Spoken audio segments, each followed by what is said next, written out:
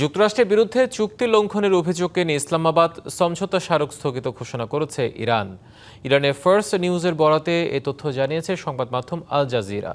দেশটির পররাষ্ট্রমন্ত্রী কাজেম ঘারিবাভাদি জানিয়েছেন, অব্যাহত মার্কিন হামলার কারণে ইরান এই চুক্তি বাস্তবায়ন থেকে সরে এসে এখন দেশ রক্ষায় ব্যস্ত রয়েছে।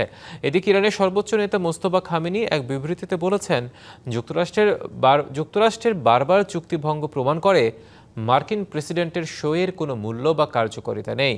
অন্যদিকে ইরানের পররাষ্ট্র মন্ত্রণালয়ের মুখপাত্র ইসমাইল বাঘাই অভিযোগ করেছেন, গত এক সপ্তাহে আমেরিকা এই সমঝোতার প্রতিটি ধারা লঙ্ঘন করেছে। বিশেষ করে হরমুজ প্রণালীতে ইরানি কর্মকর্তাদের নির্ধারিত রুট এড়িয়ে সমান্তরাল পথ ব্যবহারে মার্কিন তৎপরতাকে চুক্তির চরম লঙ্ঘন বলে উল্লেখ করেন তিনি। বাংলা কিউআর যেখানে নগদ পেমেন্ট সেখানে।